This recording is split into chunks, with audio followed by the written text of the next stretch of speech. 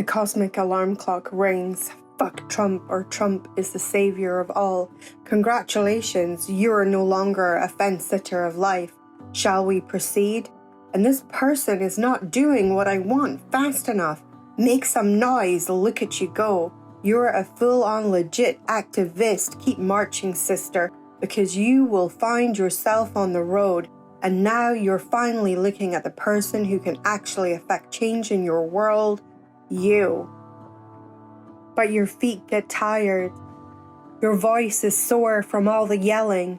But the injustice COVID shit show just keeps raging like a fucking storm inside you, and you are exhausted, tired, so over the dicks of this life.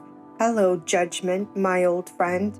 But there is a light on the horizon because your mental health is tanking, and so you now decide to give this meditation shiz a whirl, and bingo, we have a winner. There you go, affecting real change again, inside yourself, and the rage inside you starts to calm, and peace becomes available to you, and you gain the ability to separate your being from the outer world, and this skill offers you an inner port in the storm of life, and you catch your breath, but you're not done. The people in the back didn't hear you, so out you go again. And the sleep of the 3D world is seductive. And it's not your fault, it's theirs. Blame, shame, guilt, anger. Fuck you, bastards of life. Inner critic goes rampant, judgment ramps up. And so you disconnect again. And now you are a fucking warrior of light, and those manky shadow people better back the fuck off. You are gonna blast those cunts with your love and light. Oh, love, I remember you. And that peace offered in the yoga and meditation of life feels so right. How could it be wrong?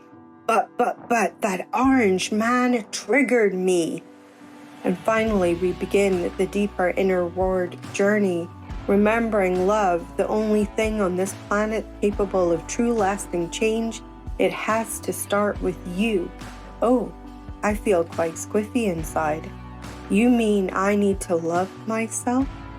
I've come over all funny. I'm sweating a little. Inner critic rubs its hands in glee and thinks, I got this, and whispers, you're not enough. Look at all that marching you did. Nothing's changed. You're a loser. Inner critic doesn't know it's sounding its own death throes because you believe in the things that you stand for and your actions, so you commit to remembering self-love, and in doing so, change the world. Now there is one more person of love in this world, and as you take radical personal responsibility for your emotional self, you begin to see the orange man didn't trigger you. Your own thoughts and emotions about him triggered you. And you start to look at those instead of engaging in the blame game, and you find all the lost pieces of yourself. And you return to wholeness and completeness. And your consciousness rises and illusions fall away.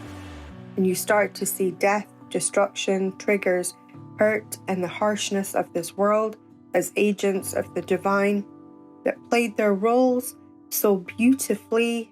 The cosmic alarm clocks rang so loudly so that you could be here right now at deep peace, knowing yourself, knowing who you are, and you see the divine in the orange man, and you see it in the people that died for your awakening, the people that have endured the deepest injustice for your awakening. And you start to see the biggest button pushers in life how now become your greatest teachers, and your heart becomes so overwhelmed with gratitude at these revelations. The love in your heart expands infinitely, and now you can finally embody your fifth dimensional sovereignty.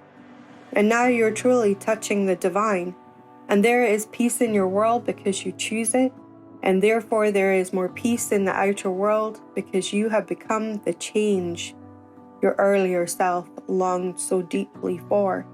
And no longer do you point fingers and wail, he, she, they made me feel. The idea another is responsible for your emotional state is abhorrent to your sovereignty, and as you own all of who you are returned to unity, and you have now become divinity in action. Your vibration starts to affect the world around you, and others remember they too are love, and they start to look inward and take radical personal responsibility. And the path of freedom and liberation opens up for them too, and now you have become the change by embodiment of it. Just by you being you, you have started a revolution, because the light of your being, no shadow can no longer fall. And when it does, you will love it anyway and return it to the light that you are. And the world that you inhabit becomes full of teachers and opportunities to love, and the fellow actors in the dance of your immortal soul's spiritual evolution. And fear has no place inside your heart full of love, and you no longer fear death because you have become her. And the old world dies, and deep inside you, you feel the pulse of your divinity, and you know, like you know, that you are immortality. And now you see a new earth, a new reality, and welcome to the fifth dimensions. We have been waiting on you becoming you,